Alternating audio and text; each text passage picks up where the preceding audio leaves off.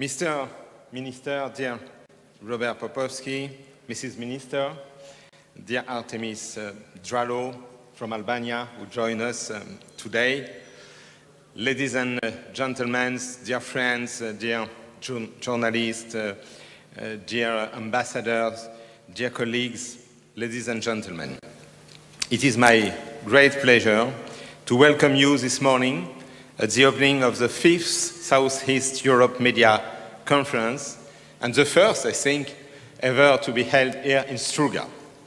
I am especially glad to see that the event has attracted plenty of attention in the region, proving the importance of addressing media freedom issues in this part of the world. This event is organized by my office, the Office of the Representative on Freedom of the Media, this year, and it is one of the largest forums in the region on this very important issue. I want to extend my gratitude to everyone here who joined us today, and I want to underline the fact that for the first time, this conference is also co-organized with all the OSCE field operation in the region. And this year, having all of them on board has brought our cooperation to a higher level, and I'm grateful for this excellent cooperation. Since my appointment in July 2017, I have had a chance to visit almost all countries in the region, meeting with high-level authorities, but also members of the media communities, civil society organizations, academics, and a lot of journalists in their own media. This allowed me to get a first-hand picture of the media freedom situation and to hear as many local perspectives as possible. During my tour of the region, I heard time and again that the laws and regulations pertaining to the media in Southeast Europe are fair. However, the implementation of these laws is far from perfect, and freedom of the media in Southeast Europe has been fragile for many years now. Journalists are still harassed and threatened for revealing unfavorable news. Safety of journalists remains our first priority, and crimes against journalists remain too often unpunished. And in general, there is impunity for this crime, and this is not acceptable. As we meet this morning here, a journalist of Macedonia, of Montenegro, Olivera Lukic, is in an hospital in Podgorica after she was shot in front of her home 2 days ago. And yesterday, before coming to our meeting, I went to Podgorica to visit her in the hospital. She is a very courageous journalist. Unfortunately, it was not the first time that she was attacked, because she has been beaten, in 2011, and it was already linked to her investigation on crimes, corruption, smuggling in her country.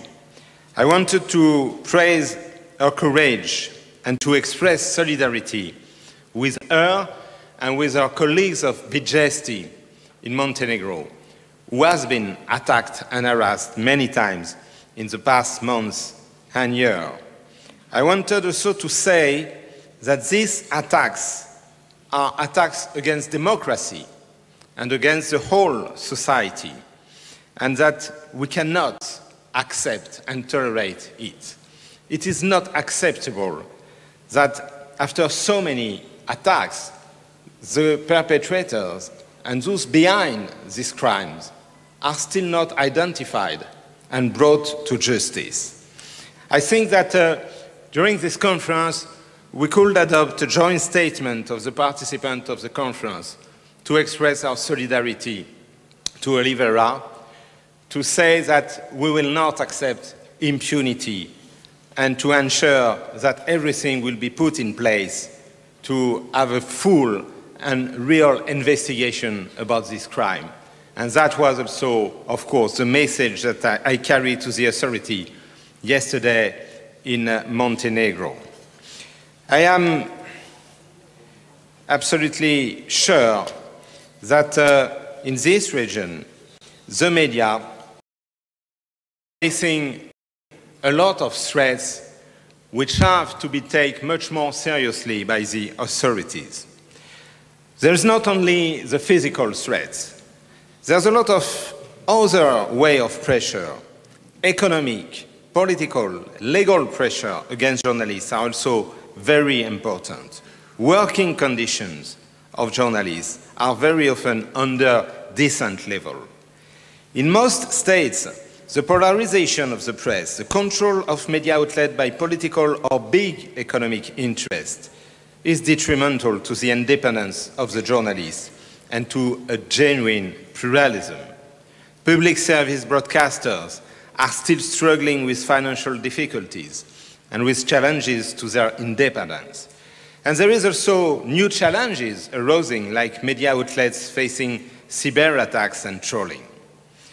But I want also to underline at the beginning of this conference that at the same time, I've been quite impressed during my visits to see the strong and diverse developments of a lot of new initiatives, the creation of new media, including online media, investigative media, regional network of media. Also the effort to establish code of conduct, code of ethics, the creation of press council, of ombudsman, of media centers, and the role of trade unions to promote professional standards. I also praise the effort of civil society with the support of the OSCE field mission to develop media literacy.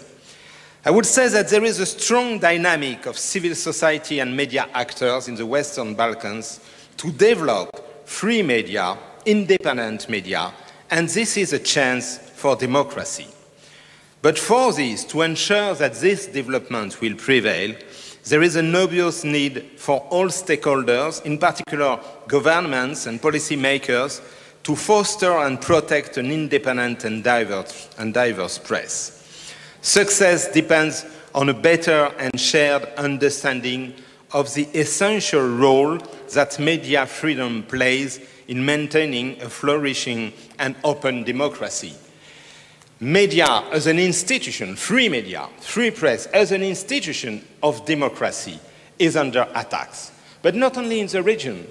We see that it is also happening in some of the most advanced democracy. And this is a danger for the future of the press and for the future of democracy. I'm pleased that we have so many representatives here from various sectors of society, journalists, academics, policymakers and innovators from across the region. A joint approach to addressing media-related challenges in your respective countries and at regional level is of paramount importance. The key to success this week will be to work together in an open dialogue. And I really thank the ministers to join our meetings and other representatives of governments. A free media environment does not just appear out of thin air. It is forged by the political will and by the perseverance together of political leaders, but also civil society leaders, business investors, and journalists themselves. Media is a common good and serves the interest of every sector of society when it is healthy, free, diverse, and protected. It's sometimes difficult to make it accepted because media by nature is critical of power. Media by nature is critical of political powers, of economic power, of those in power, because media is about accountability, about transparency of those in power. But that's why media is so indispensable for citizens. Freedom of the media, freedom of the press is also the only way to ensure a real open political discussion in society on the different views, on the different options for the future of the country. And so it is one of the issues at stake to make it understood by everyone, including by those in power, in democracy, where they win election with the support of the majority, that they need to respect the media, even if critics of their action, and that you cannot oppose the legitimacy of the majority that you get in a vote to the legitimacy of the media, because you could say that they represent only a minority point of view. No, the media represents the critical thinking of the citizen, the necessary critical thinking about what is done by those in responsibility. It is not about putting at stake their legitimacy, their democratic right to be the majority and to rule a country. It's about the balance of power between those who have responsibility in government and those who have the right to criticize and eventually, at a time, to ask for change and to promote a diversity of point of view in the society. So, I think there is also a very important necessity and need for journalists to act together in the spirit of solidarity. I've seen in too many countries that the polarization which is existing in the political field is also reproduced within the media and press community. And of course, by nature, because media are representing the diverse view in a society, and because press has to be free, there is diverse views in diverse press outlets, in diverse newspaper, diverse television. But I think that it's very important also to promote more solidarity of the journalist community, to promote also quality of information in front of fake news, of so many sources of false information. And that it is very important when, as I mentioned it, there is a capability to adopt together code of ethics, professional standards, and also solidarity in front of those many attacks, physical attacks, economic pressure, threats against the media. Each time one journalist, one media is attacked, all the journalists, all the media should together stand to defend it. And all the citizens, in fact, and all those who want to defend democracy. Over the following 2 days, expert panels will discuss some of the main issues I think the main journalists and media workers in the region have been confronting. Our first panel today will address the safety of journalists.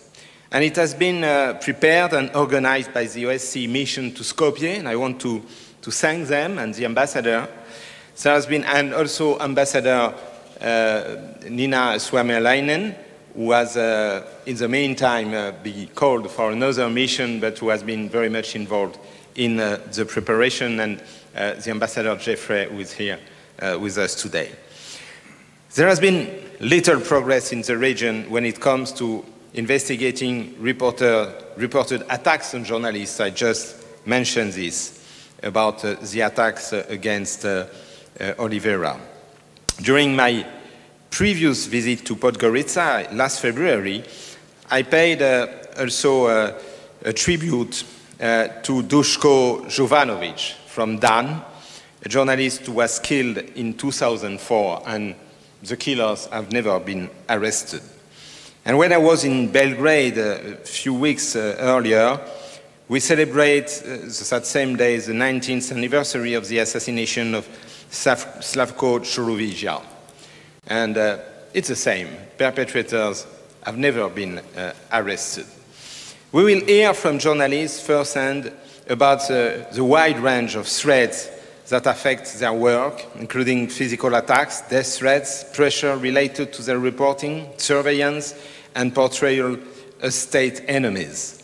And we will raise the issue of the fight against impunity. And of course, I think it will be very important to hear from Mihailo Jovovic, who is the chief editor of Vijesti in Montenegro and who has joined us today. The next panel, we will hear from a representative of journalist associations and unions about the working conditions in the media industry. And this panel has been prepared by the OSCE mission in Kosovo. The journalism profession continues to be characterized by job insecurities and paid and the lack of contract.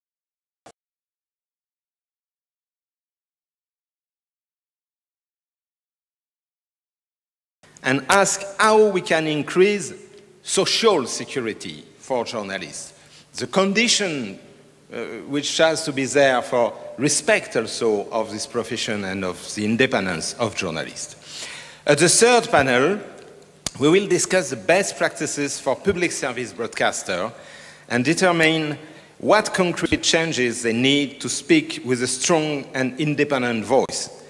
We will be preparing, as the office of the RFOM, we have been preparing this meeting. Currently, public service broadcasters across the region lack sufficient funds and are vulnerable to political interference.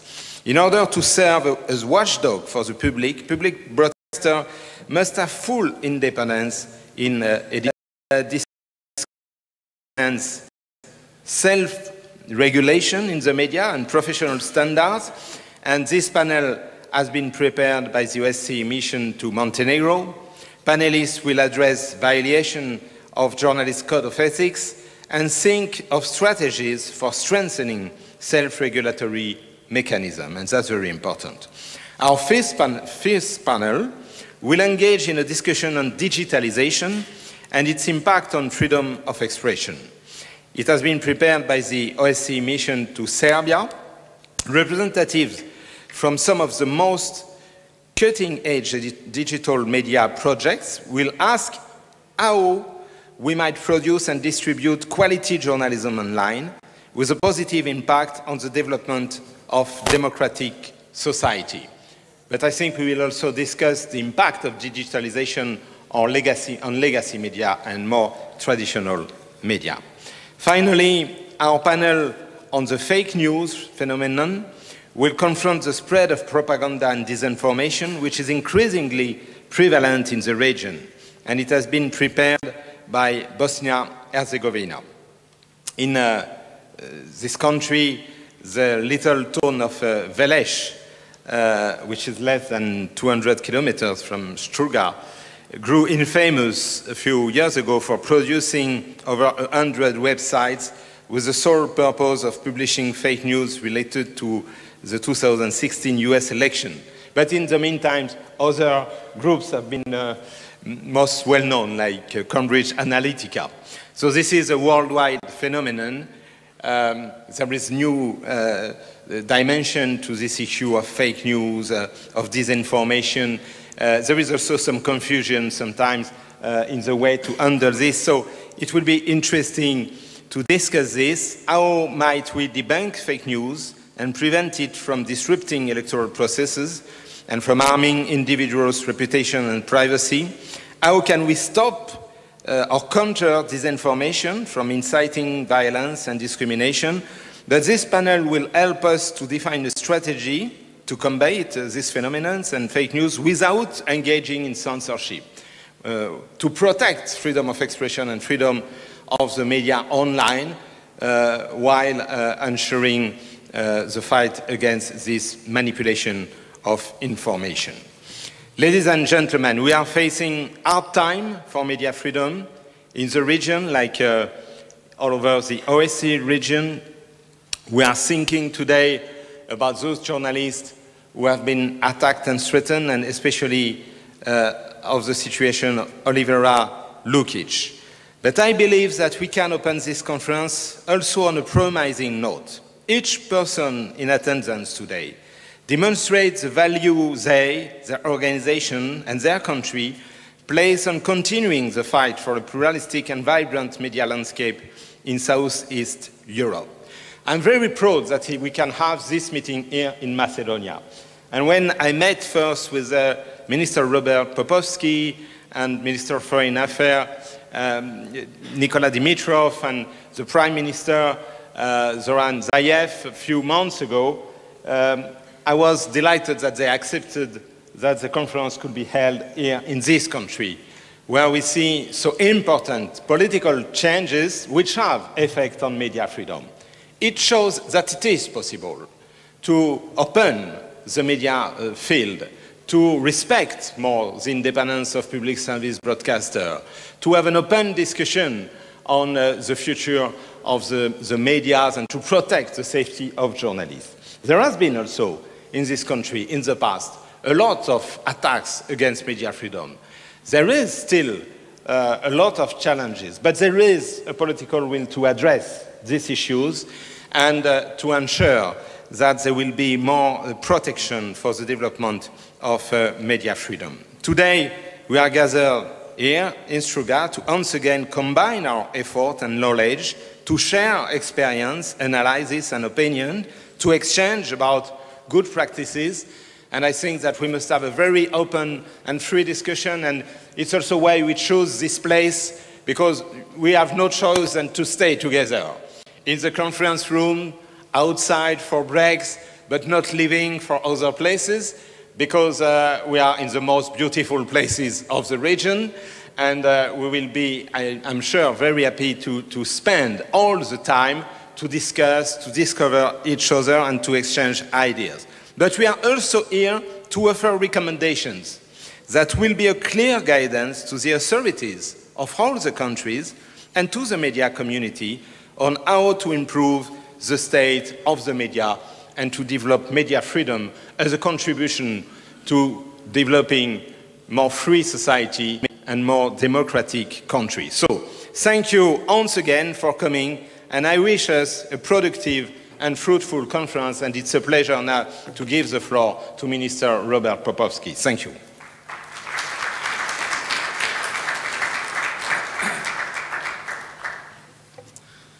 Благодарам, почитуван господине Дезир, почитувана заменик министр Драло, почитувани организатори, почитувани новинари, медиумски работници, почитувани граѓани. Слободата на изразувањето, вклучувајќи тука и слободата на медиумите како четврта власт во демократските општества, се едно од универзалните човекови права. Какво такви се признати и заштитени со соодветните документи на највисоките меѓународни организации. Особено важен фактор за слободата на медиумите и за слободата на изразувањето е создавање услови, средина во која се практикуваат овие права и слободи. Кога Република Македонија беше обележена како заробена држава, беше така квалификувана изради крајно загрижувачките извештаи за состојбата со слободата на медиумите и на изразувањето во земјава. Посебен акцент беше ставен на лошата ситуација во која се наоѓаа медиумите во однос на нивната основна функција во општеството. Слободно и без притисоци да информираат јавноста за сите релевантни прашања во државата. Впрочем, слободата на медиумите, слободното работење на новинарите во исполнувањето на нивните професионални задачи беше едно од 5 столбови за итни реформи што беа предложени од експертската група на Рајнхан Прибе. Актуелната влада на Република Македонија, која што денеска јас тука ја представувам, демонстрира силна политичка волја за спроведување на медиумските реформи и подобрувањето на условите за работа на медиумите во соработка со медиумските работници. Во согласно со своите темелни принципи за транспарентност и инклузивност, најавивме и покажавме дека при донесувањето на законите и законските измени, целта на владата е да се чуе гласот на медиумската заедница. Таа да биде моторот на реформите, а ние подоцна само да помогнеме со механизми за нивно имплементирање. Предложените измени во медиумската легислатива, кои сега се во последната фаза од нивно донесување во Собранието на Република Македонија, се резултат на потребата од надминување на претходната долгогодишна хаварија во медиумскиот простор.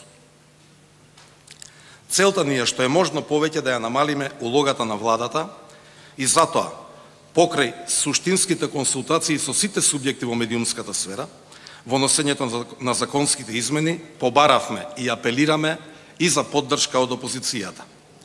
Бидејќи, во Република Македонија е од суштинско значење да имаме вистински јавен сервис и услови за целосна независност и ослободување од било какви можности за влијание врз регулаторот, Агенцијата за аудио и аудиовизуални медиумски услуги. Почитувани присутни, почитувани колеги новинари, почитувани граѓани. Овие денови, во пресред на 3 мај, светскиот ден на слободата на медиумите, беа презентирани поразителни податоци на светско ниво за безбедноста на новинарите и медиумските работници. Статистиката, за жал, покажува дека најризична професија во изминатата година била новинарската професија, која ги вклучува и сите останати медиумски професионалци. Тоа е тажен факт и факт што опоменува. Не сме да има застој во борбата против оваа појава. Во борбата за protection of journalists and providing conditions for their free execution of professional duties. Hence, the Macedonian government will show no tolerance for pressures, threats, blackmail over the media, journalists and media workers. Zero tolerance for any attempt of endangering the freedom of speech and freedom of expression. Clearly and openly, we have condemned all the attacks that happened in the past. We insist to solve all the cases of threats against journalists in the legal manner, and our principle of zero tolerance also refers to impunity about the bullies over the freedom of media workers, and the freedom of expression. In the sense of free expression and fulfilling their professional duties of journalists, we give full support to investigative journalism. That is in line with our policy on transparency and accountability. This determination is not only on paper. We remind on the steps and measures this government has been taking and is taking for easier access to information owned by the government and the governmental institutions. We finalize our consultations with the media, the journalists, the media organizations, to make the access to information easier. Concerning the working conditions of journalists and media, we encourage the media workers to freely and loudly speak about the problems they face. We have abolished the government and we will abolish the budgetary advertising. Only financially independent media can be professional media. We give full support to all forms of negotiations and discussions for improvement of the conditions of work and an increase of salaries of journalists and media workers. We urge the media owners to respect workers' rights and to follow support the policy of increased salaries. We cannot speak about independent and free journalism if journalists do not have regulated working conditions, working positions, and are badly paid. We fully support the issue of self-regulation as well to increase professional standards.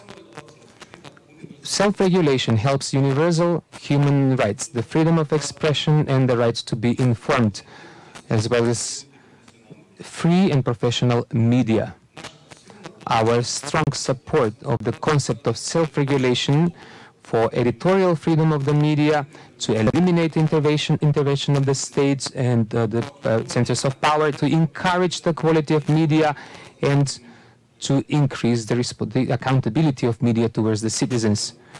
Dear guests, it makes sense that one of the main panels of this meeting today will be fake news. This is a topic that unfortunately has put Macedonia on the map of the countries which are leaders of fake news. The city of Veles became a synonym of fake news. Today, I call upon you once again to do everything we can to make Veles and Macedonia symbols as the fight against fake news, to face lies with the truth. The truth is the weapons, and we have the tools. Thank you.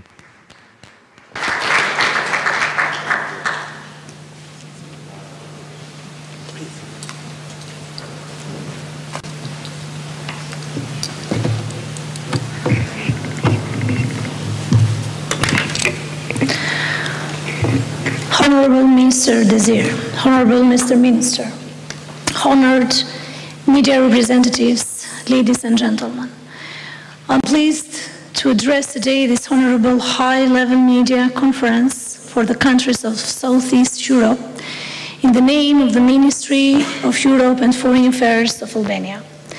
At the outset, allow me to thank the OSCE representative for freedom of the media, Mr. Desir, for his personal engagement and dedication, as well as his associates for the holding of this annual conference in the beautiful city, as well as to the North Atlantic Organization. This process, both for member countries and for those candidates of those within stabilization and association agreement, requires high standards of communication, interconnection, cooperation, freedom of expression, and media freedom.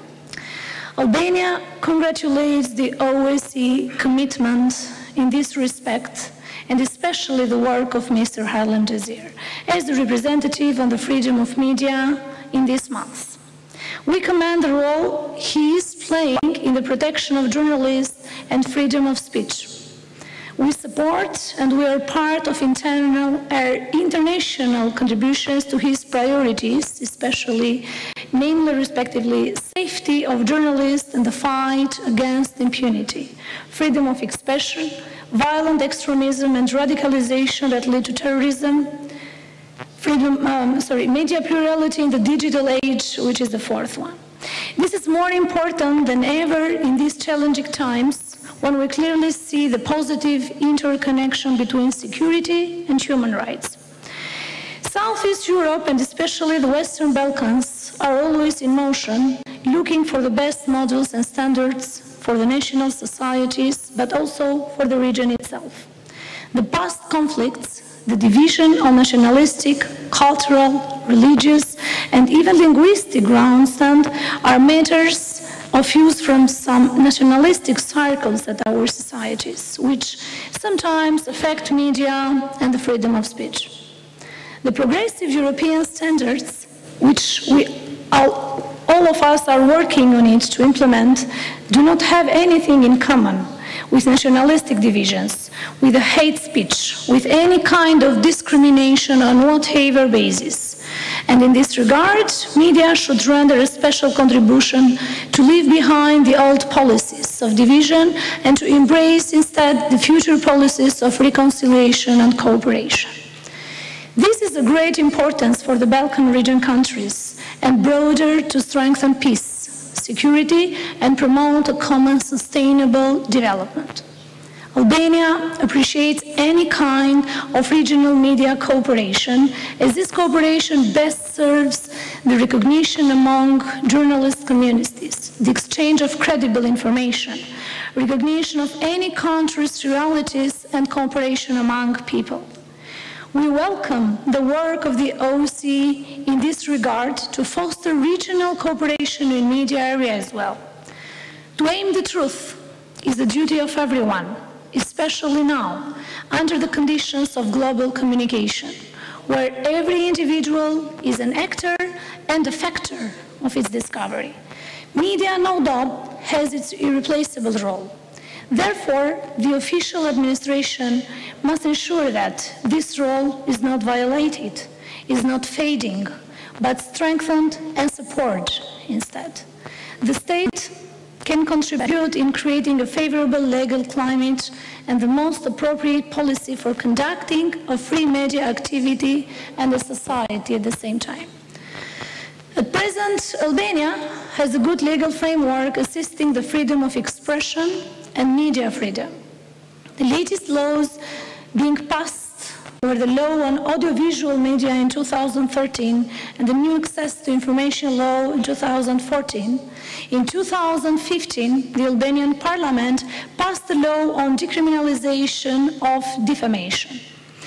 The last decision of the Constitutional Court of Albania to abrogate anti-monopoly and anti-concentration provisions in the broadcasting law did have its effect in the process of media diversification and pluralism. We appreciate the close and constructive cooperation between Albanian institutions and the representative on freedom of the media office during the recent years and respectively in these amendments. the amendment to the law on the audiovisual media in the Republic of Albania, the amendments to the laws relating to the penal and civilian code improvements to decriminalize defamation, the new draft law on electronic commerce, the support in the preparation of the Code of Ethics of the Albanian media, the discussions on the reform of public broadcasting, and the support for the National Council of Radio and Television and the Parliamentary Commission for Media. The latest report of the European Commission of April this year estimated the freedom of expression in Albania with some level of preparation and some progress. This is a realistic assessment on what we have done so far and an encouragement for the future. But despite of all these achievements, still media in Albania, like in all the countries of our region, is considered by the prestigious World Institute of Media as partially free. And that's due to the political intervention to the media freedom, economic and business influence to media, censorship and self-censorship to media, lack of professionalism. In this regard, politics, governmental institutions, media owners, the journalists themselves should protect the freedom of expression and media freedom. The governmental institutions should do their utmost not only to protect media from politics, but even from business sources which on and off try to impose pressure on independent media. Monopoly, politics, influence of state, trafficking of interest, and other factors are the worst foes of an independent media. An increasing formalization and legalization of economy will inevitably lead to safer and more regulated media sector. The profound justice reform taking place actually in our country will strongly contribute to the freedom of expression and media freedom. There is an interrelation between media, justice, and the rule of law. When it is sound, it influences positively to the free media. It is a common knowledge that stronger professional communities are more immune to political and economic pressures. That's why we see professionalism of the media as closely linked to the burning issue of media independence. We should find ways and means to raise professionalism in media. In this regard, we see the role of this representative as irreplaceable in addressing this issue. However, despite the fact that the Albanian media market is comparatively small, the media landscape in itself and its dynamics is thriving, with a rather large number of media outlets. While the sweeping availability of internet, blogs, portals, discussion forums, new media, and new technological developments have certainly provided more opportunity to freedom of expression, media diversification, civic and sometimes non-professional journalism, this newly found freedom and journalistic availability has also given rise to new concerns, such as the spreading of fake news, gossip, undue criticism, baseless accusations, and in more extreme cases, propagation of hate speech and cyber-nationalism. Therefore, it is important to undertake legitimate steps calling for additional legislation and specific legal amendments to address these new challenges, while avoiding to be unnecessarily restrictive in unfolding of this new and very dynamic media segment. Protecting journalists' rights and creating safe working conditions for them should be a must to all of us. The large number of newspapers, television, publishing outlets, media associations, and other sources are evidence of this freedom and favorable climate for the development of free and independent media, not only in Albania. There are no cases of journalists being jailed or fined because of their activity in my country. There have been only 2 cases of assaulting 2 journalists last year in Albania, which caused the reaction of the institution and civic society, condemning them and asking for thorough investigation and punishment of the perpetrators. We are monitoring closely another case against a journalist under investigation into the court, expecting a fair and impartial judgment. We look forward to retaining freedom of expression and media high on the OSCE agenda, even during the Italian chairmanship.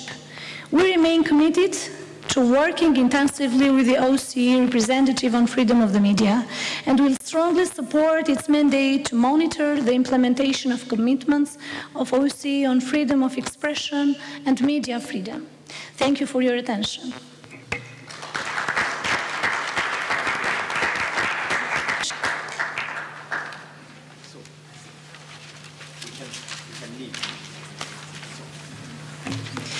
Thank you very much. Thank you so much to Minister Popovsky and Deputy Minister Drallo. Thank you for your words. Thank you for support for the Office of the Freedom of the Media, as well as the missions in the region and journalists working in the region as well. And thank you for your commitment to improve the climate of media here in the region. If you will all sit tight for a few moments, we're going to do a quick rearranging of the stage for the next panel. If I could ask the panelists to come up, Renate Schröder, who is our moderator, Nasser Salmani, Rayan Matic, Dragana Pecho, Mary Jordanowski, Tufik Sofcik, and Param Oluri. Thank you very much.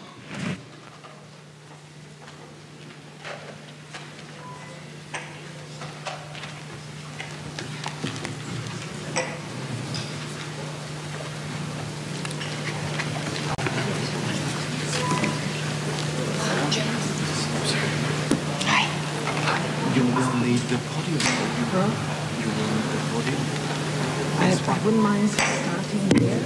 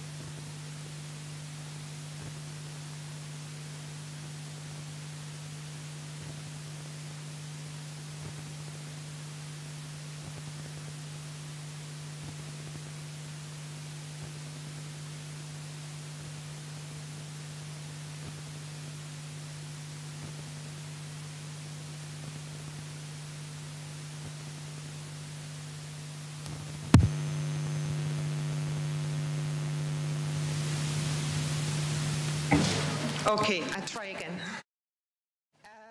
Welcome everybody. I'm Renate Schröder from the European Federation of Journalists, and I'm very honored to moderate this first session on safety of journalists. And this is clicking.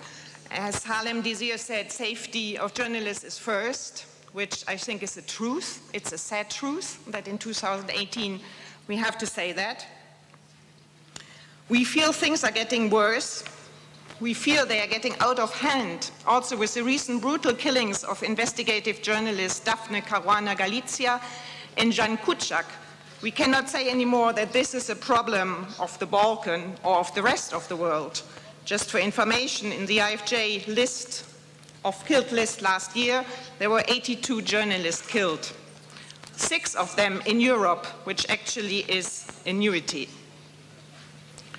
A culture of impunity is nothing new in the Balkans, and journalist associations, NGOs, and international organizations have been denouncing it for years. But the fact that 6 journalists, and 3 of them in the European Union, have been murdered is something new. Some were covering wars. The majority were murdered while trying to spotlight the dark corners where corruption, crime, and politics converge. Many of them had requested police protection, which could have saved their lives, but states ignored these requests. We know that murders represent the extreme and most visible form of silencing journalists. However, other pernicious, less noticed threats also take a toll on journalist freedom and safety in Europe. And we shall put a spotlight here with our distinguished investigative journalists in this session. Let me just remind you, and I'm glad it's actually there, the Western Balkan Regional Platform for Advocating Media Freedom and Journalist Safety. It's a platform of all the journalist associations and unions in this region who are monitoring, with the support of the European Union, the attacks against journalists, and they actually registered 446 attacks on journalists since 2014, and in reality there are probably more. So attacks against journalists, and I think we said it already a lot, but we can say it more and more, be them prominent investigative journalists, as I have here, but also precarious freelancers and local journalists, always go beyond the individual case and concern us all. There have been many declarative standards, nice promises, but they are very often ignored in practice. By not respecting the state's positive obligation to protect journalists, the public authorities, and I would like to repeat it, are complicit with the attackers or the murderers themselves.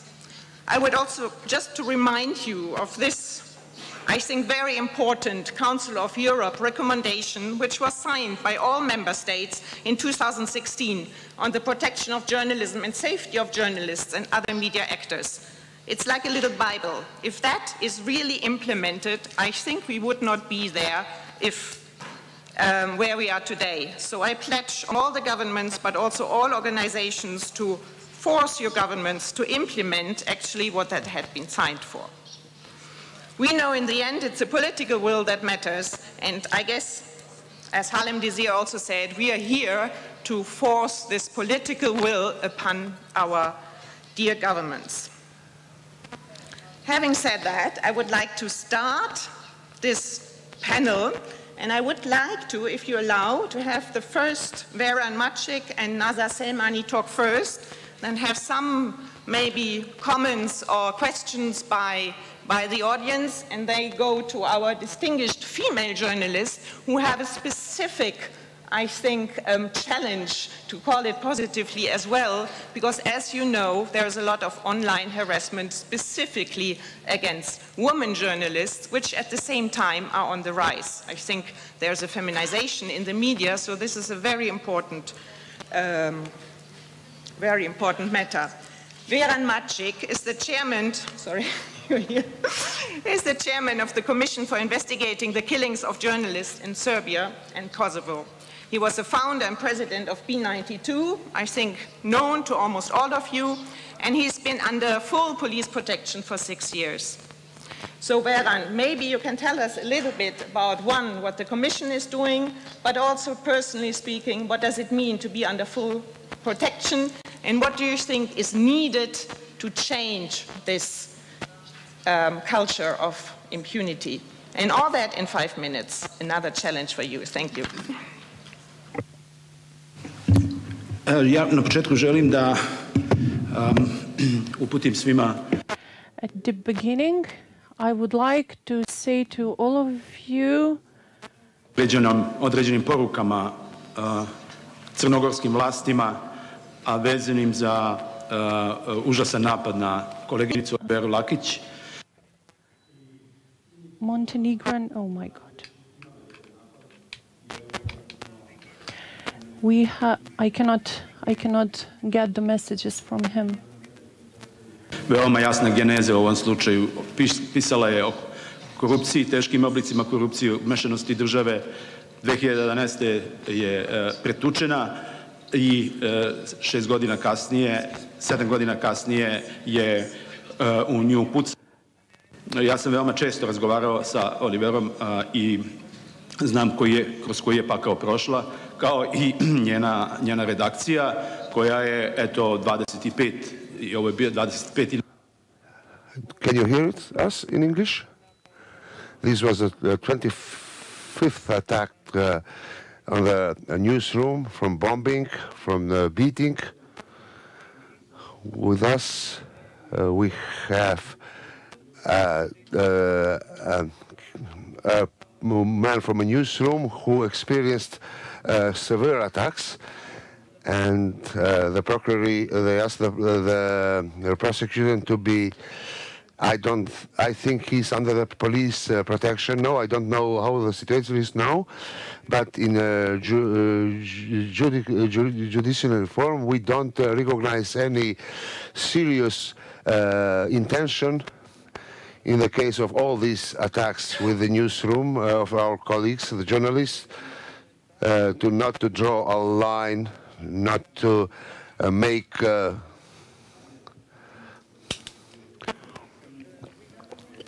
to protect them. Their issue has been has become problematic. Only the part about the revealing the corruption becomes problematic, and I know that Oliveira was under the police protection, and it was a very specific form which some countries want to practice. They provide you 2 or 3 police officers who are with you for 24 hours a day, and you actually very often you think you maybe the danger might be bigger with them or than without them. On the other hand,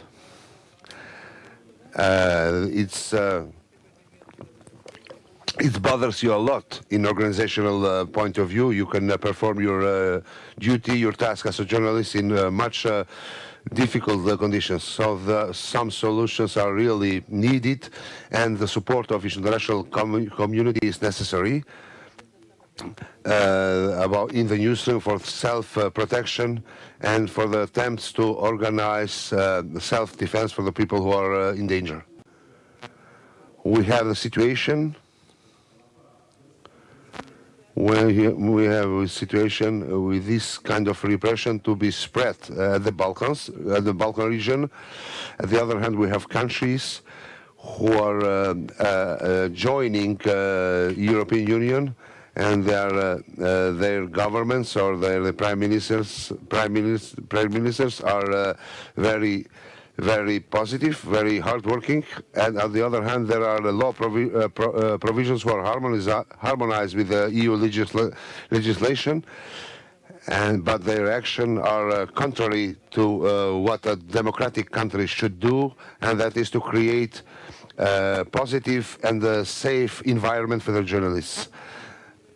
So there is an environment which delivers attacks on the journalists. So the violence against journalists is the softer form of censorship, and it just go away. And this is the issue of the non-fining. More than 80% of the killed journalists, they never revealed, the countries never revealed who killed them, who made this homicide. So it's very important to reveal these actions, and we managed to come at the point. The case of killers of Churuvia has started, but it is going very slow. the convicted people for serious delicts like homicide are letting outside of their home, outside of the jail. So we made the committee made some positive improvements comparing with previous situation, and on the other hand, there is resistance about the cases, the investigations. For the committee, it's important to have all the cases opened until an epilogue. So the people work on these cases, people on the police, in the security services. They try to control and to maintain this kind of work, and I think that in the region it's a very in Kosovo, for example, is very bad. There are 5 journalists missing from Kosovo without serious investigations regarding this issue. We have the presence of the international community on the ground, so the decision of the option mission in Kosovo to review the possibility to establish a competent international body who will deal with these cases is very positive, because you have situations to overcome through these homicides easily, and then the homicide of the journalists becomes something very easy, something very normal. And the other situation we have with a standing working group who was established from the pressure from the European Union. This group consists of prosecutors, journalist representatives, Ministry of Interior, and it has the goal to introduce order in the evidence and in the activities of prosecutory office and the Ministry of Interior. In the first year, the part of the journalists associations were not satisfied with the way how the police and prosecutory used to work in some cases, especially when it comes to violence against the journalists during the inauguration of the President Vučić and following the journalists when it was obvious that they are tracked and recorded without any valid police and prosecutory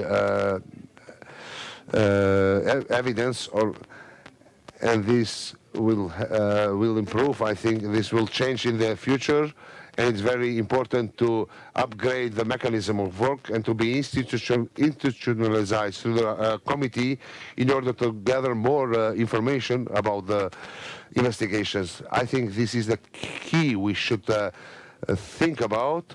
We thought about the previous cases more, and the goal is to establish institutions who will represent a serious mechanism for early warning that violence for the journalists is possible. And regarding the so-called satirization of the newsroom, click newsroom, on behalf of the click and the journalists will put the red light on, and this would enable the state institutions to be more active. I think that is very important. The OSCE, together with the Council of Europe, the UNESCO, the Journalist Federation, to be united in the communication for these problems. I think that everyone has its own agenda, and we have to improve our strength for the influence in order to resolve these problems. Thank you. I thought, of course, investigations are very important. Also the training probably for the better cooperation between police and prosecutors, because it's often also a question of culture and a lack of trust. Solidarity, of course, early warning systems, very important, and we all know Serbia remains a complicated place, to say the least.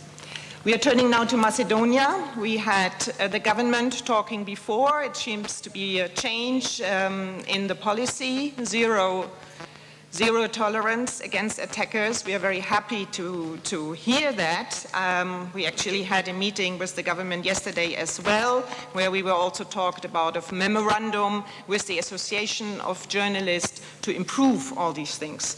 So I'm very happy now to introduce Naza Selmani, who is the president of the Association of Journalists, to maybe also highlight a little bit the role of your associations. I know you have been attacked several times, to not say the least, as well. So you are a victim. At the same time, you are a promoter of journalist rights and no impunity as the president of your association. Naza, you have 5 minutes. Thank you, Irina. Honorable Mr. Desir, počitovan ministre Popovski, Respected Minister Popovski, I will read my statement instead to save time.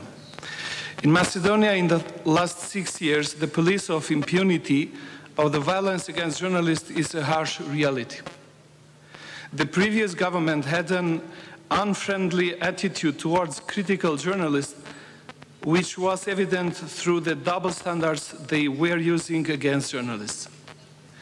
When they were subject of prosecution, the institutions were very efficient in doing their job.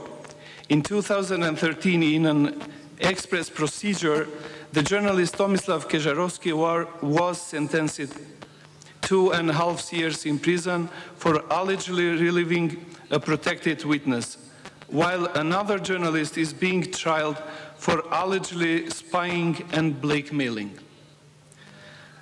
On the other hand, when journalists are victims of violence, the institutions are stalling the investigation and fail to punish the attackers.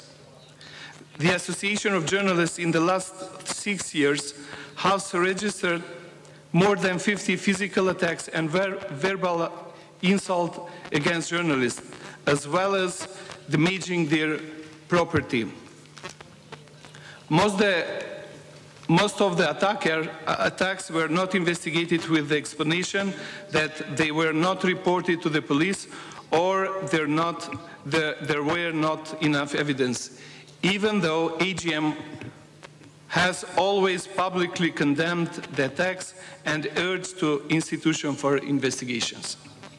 A smaller number of attacks which were investigated are still not finished. Only 10 attacks were completely investigated, out of which 5 are charged for misdemeanor and the other 5 are criminal charges. One of the criminal charges was rejected by the public prosecutor's office for being unfounded. Last week, a first hearing was held against sympathizer of Gruevski who attacked a journalist during a protest.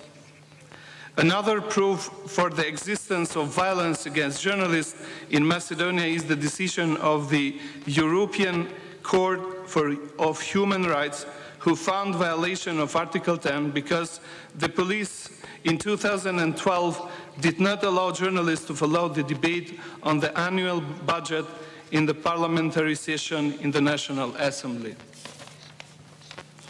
The court argued that institutions have to be transparent and the journalists have the right to follow events of public interest, even if these events are shocking for the public. During the last year, the new government attempted to put an end to impunity. For every new attack against journalists, the police conducted quick investigations which helped to decrease the number of attacks. However, there is still no response about the attacks that happened during the ruling of the previous government. The police officers are covering for their colleagues that attack journalists, and there were examples when they have even destroyed evidences. In one democratic country, there is no space for violence tolerance of violence against journalists, and those who destroyed evidence have to take responsibility for their action. Nobody is above the law. In the end, I would like to repeat that we are interested to collaborate with the new government in order to eradicate the policy of impunity. We are convinced that an open and sincere collaboration with the police, public prosecutor, and the office of OSCE in Skopje will help and increase a level of security of journalists and improve the level of media freedom. Just one more sentence. The political will of the government is essential, but I think this year we need concrete results from the investigation. Thank you very much for your attention. Thank you very much, Nazar. I think you're right. We need, of course, a political will, and we may have a best practice scenario in Macedonia, which had been one of the worst. We really wish you all the luck and the cooperation and some best practice when it comes to specifically the former cases, which may be more complicated to investigate, but also there the political will is very important. Are there any specific questions or comments or suggestions how to deal with this very difficult situation when it comes to police investigation, when it comes to security and safety measures? Could we have the micro?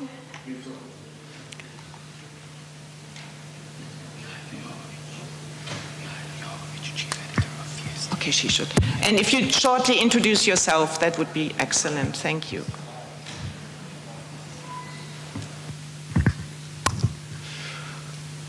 Good morning.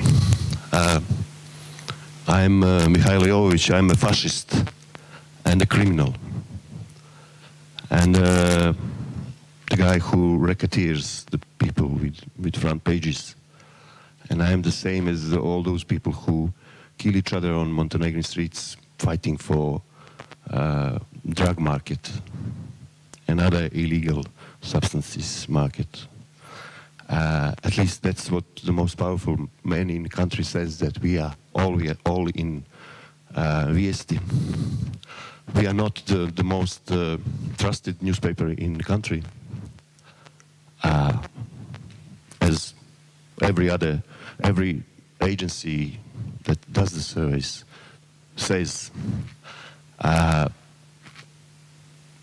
So Olivera Lakic is also fascist. Other journalists who work in VST and editors are also fascist, and the owners are also fascist.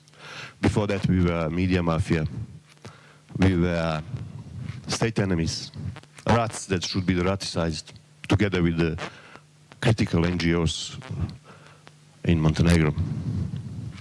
I think that's one of the reasons we are attacked, that we had 25 attacks. I'm not saying that Đukanović ordered the attack, but he contributed very much to all these attacks. And in some cases, we have these attacks coming immediately after his interviews, which he said these things about us. It's very difficult to speak here while Olivera is lying in hospital with a hole in her leg, which could have easily been a hole in her head. It's very difficult, and I apologize for... and after all these words, calling us fascists, the last time only because we wrote, and he explained that, because we wrote about his son's business in small hydropower plants, which only close circle of his friends and relatives, including his son, is allowed to do in Montenegro. Very profitable, you know, the renewable energy is subsidized by the state. And that's why we are fascists, because we discriminate against him, his son. We don't allow him to be a businessman, as if we can stop him being a businessman. We only wrote about it, about the business of the most powerful man, of the son of the most powerful man in the country, with the state. I think that's what journalists should do in every country. And instead of coming out after the attack on Oliveira and after somebody made the hole in her head, in her leg, which could have easily been the hole in her head, or only if somebody who ordered that attack said so, instead of coming out and say, okay, maybe I was wrong. It was a campaign. It was in the heat of speech. I don't like this Viesti, but they're not fascist. And I'm sorry for Oliveira's wound, for her hole in the leg. He came out and again made us equal with all these criminals that kill each other on the streets. And he said the state should fight, and he would fight until the extermination with all these drug dealers and these killers on the street, including us, who racketeer people with front pages, who don't pay taxes. I must say, everything he says is not true. We pay taxes. We were late with paying taxes because of the pressures we have from him and other people. Two more things. I have a feeling now that current government, which is his government, he's elected the president, but that there is another government. Although I have a feeling of, from that movie Groundhog Day, when after every attack, the state officials come and say they're sorry. Lower, he never did that. The lower officials come and say, we are sorry, we'll do anything we can to solve it, to find these people. But very rarely something happens, and they did. This time too, we had a conversation.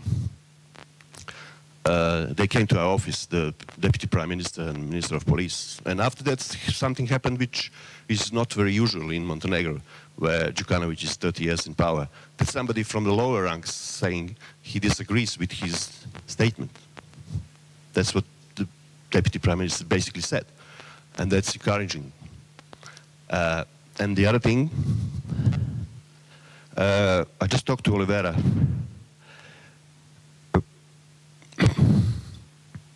Sorry.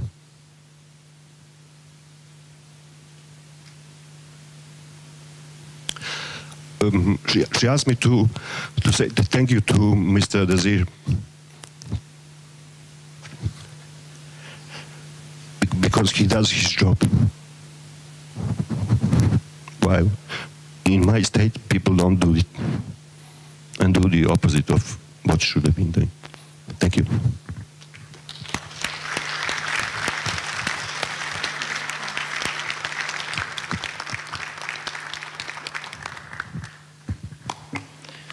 Thank you very much. Thank you very much. And we all understand how you feel.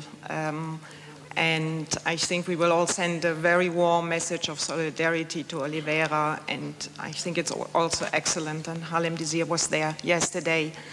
And maybe we could discuss afterwards also some sort of project, like we have this Daphne project, which I think is excellent, because we are still looking for the masterminds of the murders of Daphne, and to continue her story, we need the cooperation of all journalists, and maybe we could do something like that in support of your work and your newspaper.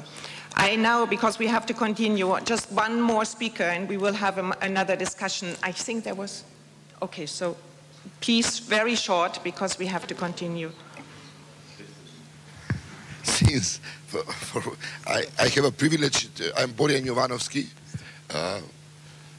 editor-in-chief of Nova TV. Since I have a privilege to be participant of the international conference for once in my country, I'll speak Macedonian. I was a target of two very picturesque attacks in Skopje. The two cases, one a year and a half and one 2-3 years ago. In none of these cases there is any result of the investigation. I'd like to call upon the Minister Popovsky, the High Commissioner, to come to an answer to some questions. The first time when a mortal bouquet of flowers were sent to my home, I called the police. They did all the procedures they had to. I don't know, they took fingerprints, etc. Today, there are no results of this investigation. And I really don't believe that the new government will manage to find the one who delivered the bouquet. But I surely know that the investigation and that at that time was completely ignored. It is my suggestion is, I assume that the new leadership in the Ministry of Interior can at least investigate who and why within the police had ignored the case and had conducted no investigation, at least to sanction the police officers who have ignored this case. In the second case, when I was spit on, the person, I recognized the person. I found his picture together with the former Prime Minister Gruevski because he was part of his young supporters. I reported him to the police because I recognized him. The police called him for an interview. He said that, of course, he denied doing it. So there are witnesses who could confirm that that is the same person. And then, from what I've known, the police station has referred him to some misdemeanor commissions who are supposed to decide whether he is the perpetrator or not. In this case as well, after the government has changed, then there are no results to at least what's going on at the commission that's supposed to decide whether this is a misdemeanor or not. I think in both of these cases, the new government can easily find the answers what has happened, at least within the police during the investigation. In the first case and in the second case, was that the person that spat on me in the restaurant. Thank you very much for discussing one very important case which has not been solved yet, and I see the minister nodding, so everybody will be pushing on his door, I'm sure. Another one word, because then we have to continue. Samo jedna rečenica. Borjan, you're right. There is no justification for the police not being able to investigate the older attacks. The statement saying that the police is protecting their members, they have some solidarity with the criminals in a way. That the police is destroying evidence. In both of these cases, these things are criminal cases. Those destroying evidence should also be held responsible, and we will not give up this. Rest assured about it. Thank you, Nazar. So now we go on. Introduce you, investigative journalist from KRIK, also from Serbia. You have been working on organized crime, corruption reporting. You have received several awards, including on data journalism, which is very important, I think, for this investigative work. And you have experienced, I think, a lot of smear campaigns and online harassment. And it would also be interesting to hear from you this problem of self-censorship and safety and security online harassment, because we all know self-censorship is on the rise. There has been a study by the Council of Europe on unwarranted interference, and it is very, very high. I don't think we are surprised, but I think it's worth mentioning it again. So please, Dragana. Thank you. Hello, everyone. I'm glad that, and it's very important that safety of journalists is a priority, and I'm glad that I have an opportunity to share my experience, which I'm not happy because of it, and I'm also not happy because in last years I'm usually invited to talk about this kind of stuff, not to talk about skills of investigative journalism or something like that. So briefly, I would like to introduce some of you who don't know what me and also my colleagues in my organization revealed so far. These are the stories about property of politicians, for which we got a Data Journalism Award. Stories like that we proved that Ministry of Health obtained an apartment from a wife from one of the notorious members of criminal gang Zemun clan. So there were some statements of protected witnesses that there was a young doctor who helped to finish some guys who were injured but didn't kill at the end. So that young doctor got the apartment from the criminal gang. So 15 years later now, today, that doctor is a Serbian Minister of Health. So we proved that we found a document to prove that he obtained the apartment from the criminal gang. Stories like that we proved that Mayor of Belgrade, he's still mayor, but now we had elections and it's announced that he will be Ministry of Finance. So he's very experienced in finance, and I will tell why. Our stories prove that he was director of offshore companies. He bought 24 apartments in Bulgarian coast, and we proved some other transactions and some money laundering that was also reported in Department for Money Laundering. And other stories like Ministry of Defense, who bought apartment and got the money for the apartment from his aunt from Canada. And when we asked him how he put the money in Serbia, because it's 200,000 euros, and you should report on the borders, and there were no any information about that. So, and he said that he was bringing it 9,000 to 9,000 and 9,000. So these are some of the major stories we did so far, but from the beginning, and it's already around 3 years when we established Creek, we were a target from pro-governmental media. So from the beginning, there were situations that chief of municipality police in Belgrade took my phone out of my hands when we wanted to approach the mayor and ask him about these apartments in Bulgaria.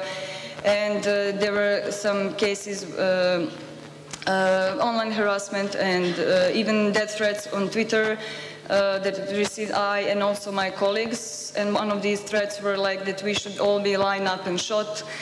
And during all that time, there were so many cases of smear campaign. So it were the cases that Ministry of Defense called my editor a drug addict. So, or that we should, for example, or that he's a French spy, or that we are paid by foreigners, that we want to bring down the government. And they even published, in some cases, they published a headline of our draft story that we didn't publish yet. So we knew that they were listening to our office or something like that. So the thing is that now thinking about the safety is our daily job. It's something that, it's part of our job. So it's not that, okay, you have to think about your safety when you, I don't know, go to interview somebody who is a member of criminal group or something like that. It's not the case. It's something that you think about when you open your eyes every day. So, and also the case that happened 10 months ago is that somebody broke into my apartment. So I don't know how to explain that. It's difficult. It's something that I felt that something bad happened, and I didn't have proof that somebody is following me or something like that. So just one day I told my editor, okay, I'm not coming to work, I'm not coming to office on Friday. And he was like, why? I'm not taking day off, I can't work. I don't feel very well. I just can't come to work. So I left Belgrade and I wasn't there, and that happened early in the morning, that somebody somebody broke into the apartment. They didn't steal anything, so I had a phone there and a laptop, which I don't use for my work. Everything very important, I keep them safe, and I keep my laptop with myself. So, and 10 months after, now we still don't know who did it. Even at the first moment, Minister of Police said that they will do their best to find who did it, and it was really, really a strange thing that day after there was a press release from police saying that every day you have cases like 4 or 5 times somebody is breaking in somebody's apartment in Belgrade. So it's something normal. And other media were republishing the press release, like now it's something, it's not unusual, it's something normal that it happened. So there was a case, police was investigating, and the case was at the first basic prosecution in Belgrade, but 3 days ago when we reported about the case, because it's already 10 months after it, not any prosecution has the case in there. So we couldn't even find where it is now. Everybody said that they're not working on the case is not there. And when we asked police, they told my colleague to send an email, to send questions in an email, and she was sending emails, several emails. They said that the system is not working, they can't receive emails, and they can't give us the answer on the phone. So we still don't know what was going on with this. So I just want to say that every time when we meet on the conferences like this, we are even more and more concerned about our safety. And working in Serbia, being a journalist or investigative journalist in Serbia is getting worse and worse in the way that you have to really think of not just on your work, but you have to concentrate on your safety every day. So that's it.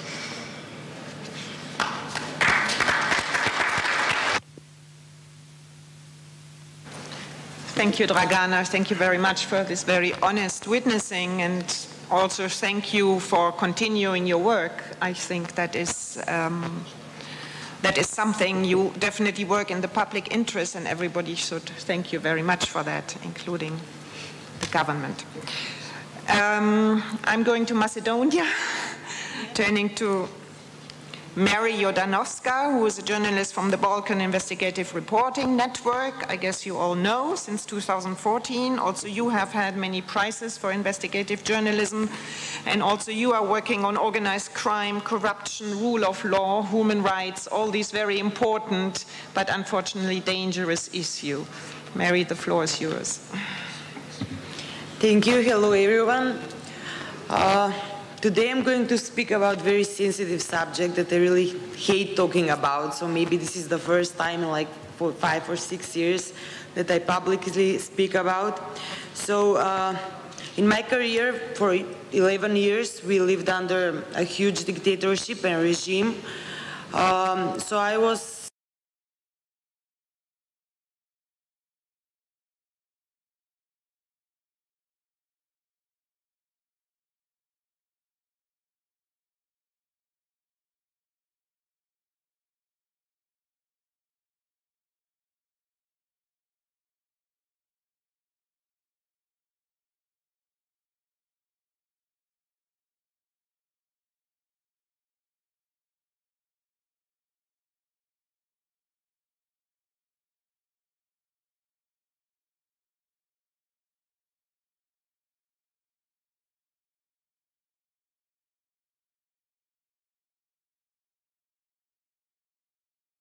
after I published a short news story about a TV anchor in Macedonia who was very close to the now political party VMRO-DPMNE, who is now in opposition.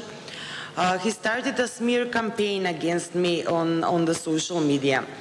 It was actually a very short story, and I didn't really publish anything very important about him, but he was, I don't know, he was very touched by it. So he started for months posting on the social media and on his TV show things about me. I will try to give you more clear picture. For example, he posted my phone number saying that anybody who wants sexual favors can call me and call my number, and that was posted with my picture on it. So my family could see it, my friends, my now husband, and it was very, very unpleasant situation. Also, I wasn't married back then, so his comments were like, she was never gonna get married this way. She'll never have children. I don't know who sent him pictures, my private pictures from my private Facebook profile. He was constantly publishing them with some very, very sexist comments that I don't really want to talk about right now. He also have like thousands of followers on his page, so the comments were also very disgusting. So at first I was trying to be silent about it. I really didn't want to give him more attention because he got power through my attention. But it lasted for months. So I went to the police and I reported the case. I also reported the case in the Agency for Protection Private Information. In the police, as you all assume, did nothing. He went there for a conversation, and he said, you can never prove that it's actually my Facebook profile. It could be my neighbor's Facebook profile or anybody's Facebook profile. So he actually didn't stop. Some women colleagues were afraid to stand next to me. So they were like saying, okay, you keep up, you should be more brave, you try to ignore this. But in public, they were afraid to speak for me because this is where the self-censorship starts. They're afraid that they will be part of his attack too. It happened to my colleague, my dear friend and colleague Sashka, who started also, who stood by my side, and the next day he started posting about her too, about her private life, who she sleeps with, who he thinks that she is sleeping with, and other things. So that was very scary for other colleagues to go out in public and give solidarity. So what I'm trying to say is that the safety isn't always about physical attacks or if somebody's feeling safe at home or at work. It's very scary when people attack you, not professionally, because he never denied anything about my professional work, but he denied my integrity and moral integrity and attacked me as a woman on gender issues. So it really had effect on my life, because if you Google me, for example, the first thing that will appear is that Mary Jordanovska is being sexually harassed by Milenko Nedelkovsky. It's not going to be my professional work, it's not going to be my stories, my rewards. The first thing that goes out on Google is this. So that's why it's one of my least favorite subjects to talk about, but because it's very, it has its pluses and minuses, because maybe if I kept silent and did nothing, he would be silent for, he would stop talking about me, but I decided to speak because I think it's very important to speak and to give solidarity to other women who are facing other issues like this. I think it's very important that the institutions react too. So that way, united, we could take away the power of those who are making sexual harassments online, especially on women journalists. Thank you.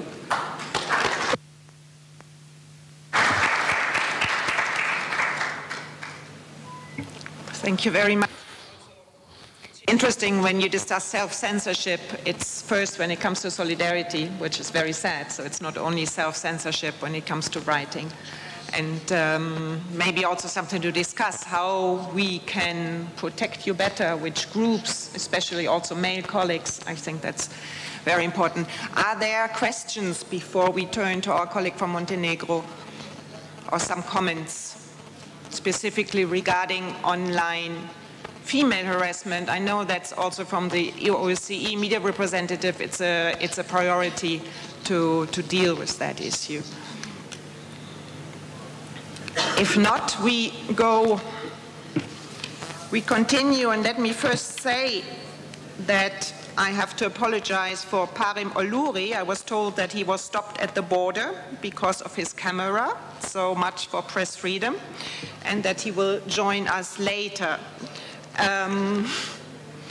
So I'm happy to introduce now Tuftik Softik, a journalist from Montenegro who has also been attacked several times, and he will tell us a little bit also what happened to you in a positive way maybe, and maybe you could also inform us in how far you have received support. I've heard that, for example, the Journalists Union of Journalists have helped you quite a bit also in participating in court hearings, in being there with you and other organizations. I think it's important to also get something positive. Who is there to help you, and whom do you need, and what can be improved to get that even better? Thank you, Tuftik. Hvala vam lijepo. Želim najprije da kažem samo da se u onoj brošuri tamo provukla jedna mala greška. Da kažem Blica, ne, ja sam novinar nezavisnog dnevnika vijesti iz Crne Gore. List of vijesti from Montenegro and Monitor. And I'm very proud that I come,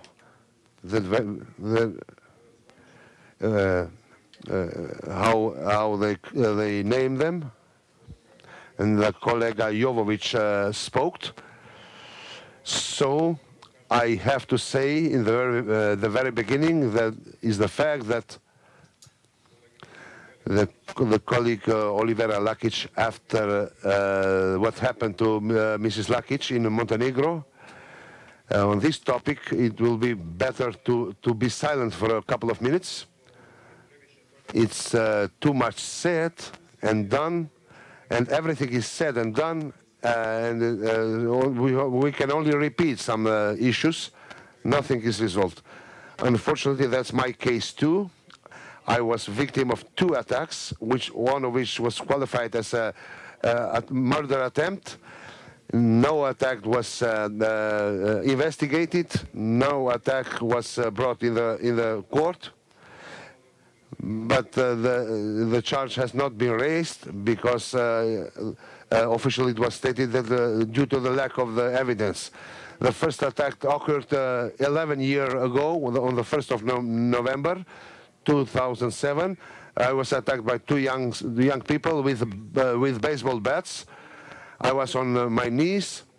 They punched me with all this their strength in the head, and I don't know how I survived, or I was not paralyzed after that attack. This attack was prior to this attack. I received threats from criminal groups. At the time, I was investigating the narcotic paths. At that time, the name of Darko Šarić, the Balkan narco boss, was not too much known. It was, but I knew him. The operational data indicate that his branch from Berana, which was very powerful, in the name of Draško Vuković, were my attacker. And then Draško Vuković became a collaborant in the case against Darko Šarić, and at the moment he should have been a witness against me. And then the prosecutor told the prosecutor who beaten me up in 2007. But at the moment this penal act was pre-qualified in a murder attempt, he didn't want to repeat this in a higher court, and he said that he stated false. And with the prosecutor in my city, they made an arrangement for my fault, and he just paid a material fine of 1,700 euros. In 2013, an explosive trottel near my automobile. 10 minutes ago, I went out with my daughter, and the attack was at the same time I was attacked the first time. The fear didn't let me to relax. And one of those days when I was in Podgorica, I got a call from the police. I entered the building of Ministry of Police, not knowing, absolutely not knowing what it's all about. And after 2 hours, I went up with the police escort. They have evaluated, assessed my security, and in the upcoming 3 years, I was everywhere with my police escort officers.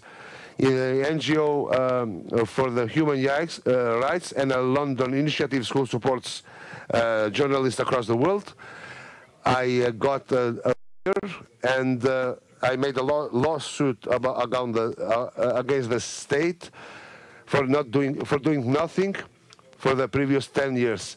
And after that, without any explanation, the police escort was excluded. My lawyer made everything to get this context, and this was the first time then the judges concluded that the state is guilty.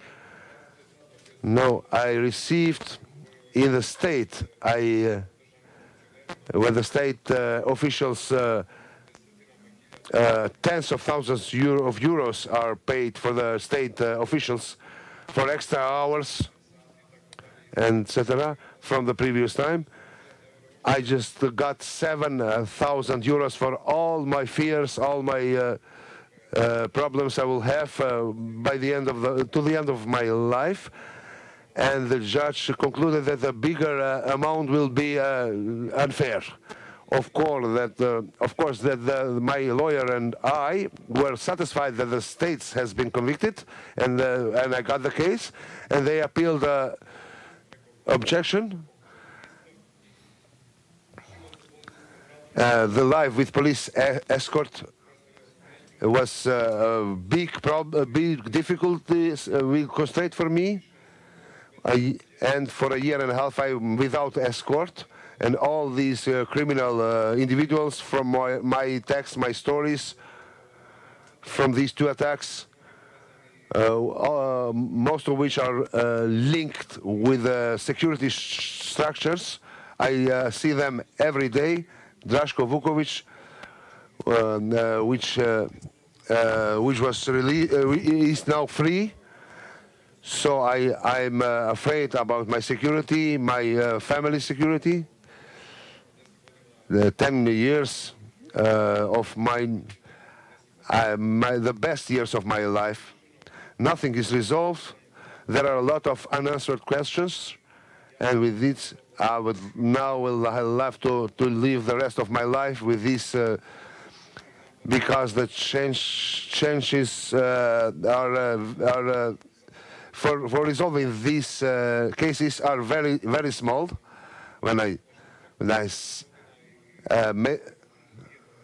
After 60 years, I will have to prepare myself for the pension, for retirement. So I would like to ask anyone in the hall, do they have any formula, any way, after all this I've experienced it, after all this happened, the colleague Lakic and me, to confirm to confirm that the attacks on the journalists are repeating. Do anyone knows way how to feel more secure in our living and working places? Thank you.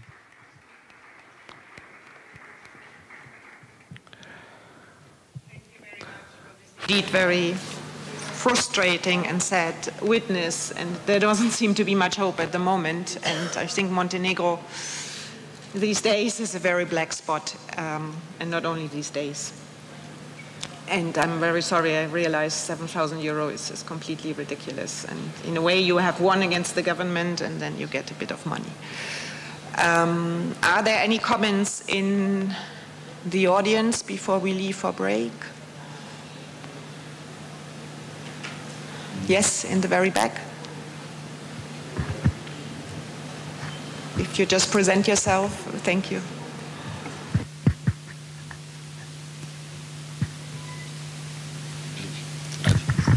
Thank you. I'm Vuk Marash. I'm coming from Montenegro, and I'm heading the Media Association of Southeast Europe.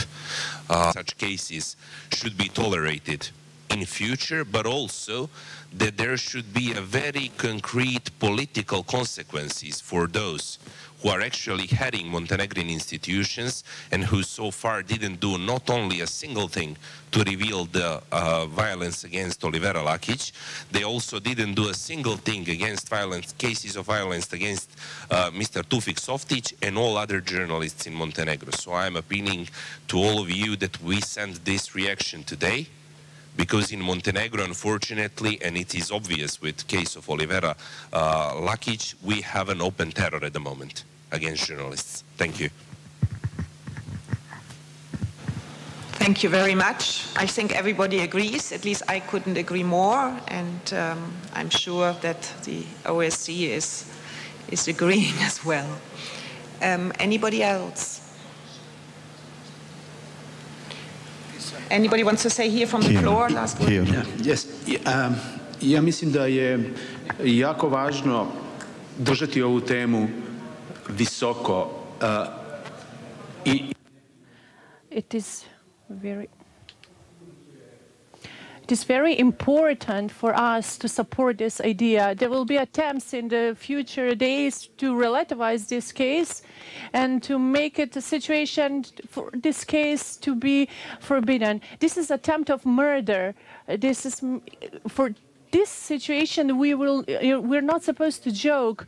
There is another case. We are investigating the journalist Minister Pantic. The Minister of Police have said, of Interior, he said they did not find the murderers, but he said that journalist Pantic was not supposed to be killed. He was supposed to be warned, and a couple of times it hit him a little bit more with the bat, and it's like it was his fault that he died, because the idea was for him just to be warned. How on earth the Minister of Interior knew this information? So for things like this, it is very important for the international organizations on the highest rank insist from the governments to solve cases like this and to find evidence, to find the perpetrators.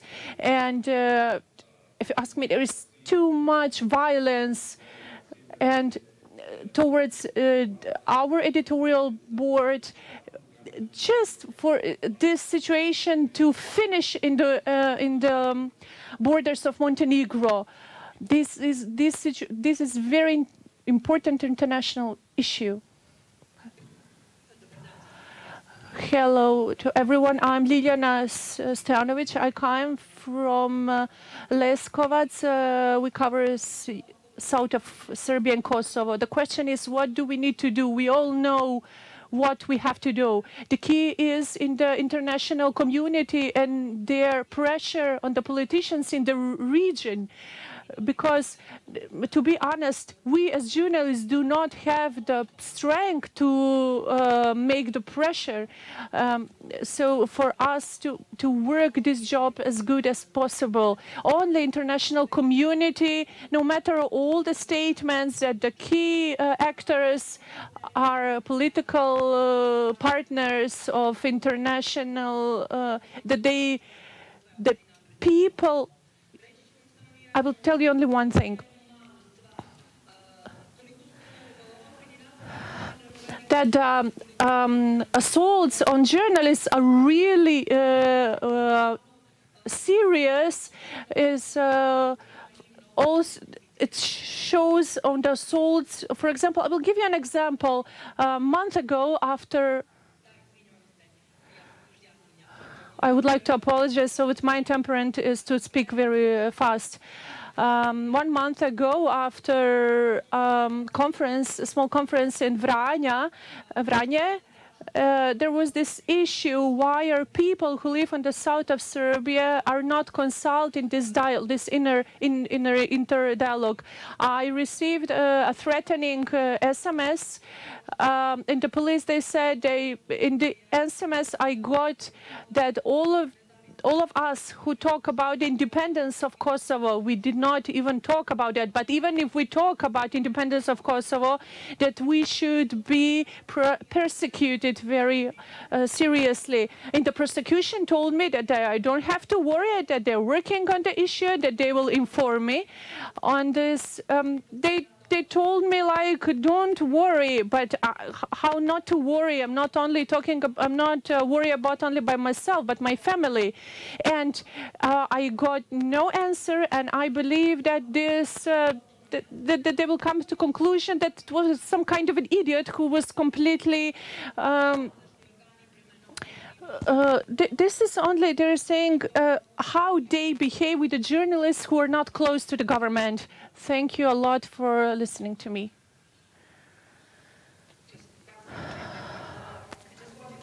Yes, it's the international community, but it's also the combination of national associations, organizations, and the international community that change can be done. It's neither, either, or. And one last speaker. Dobar vam dan svima. Ja sam Esad Kočan, glavni i odgovorni urednik Crnogorskog nezavisnog. I'm Esad Kočan from Monitor, chief editor. I cannot keep quiet after that last sentence. What to do? I know what we have to do. We have to accept a fact that we can survive only if we break the logic how media in liberally democratic societies survive. There the media is industry and journalism is profession. In Montenegro, journalism cannot be an industry.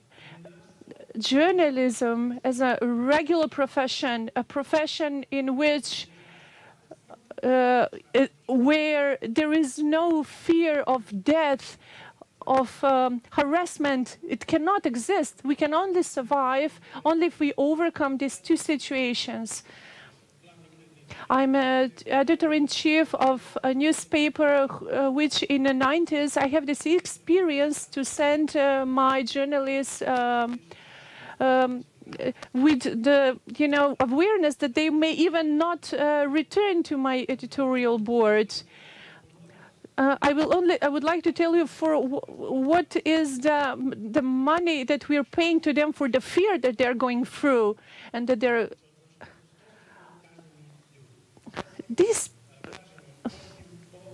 besides this one item we can have an answer. We're not going to stop. First, on the editorial board, they were sent us, throw us bombs. After the harassment of Tuvkovic and after they wounded Olja will get better. That is what that was going to be in our headline. There is no chance for them to stop us.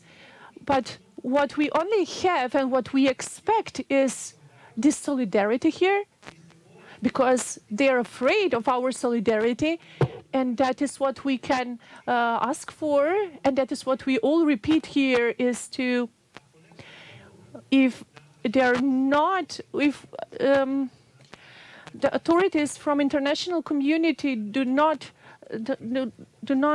help us, please, we would like to ask them then to stop, to help them. Thank you.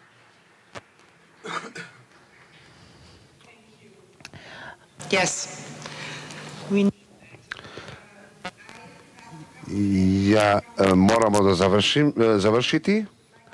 Ja želeo bih da zahvalim svim panelistima za vrlo iskrenim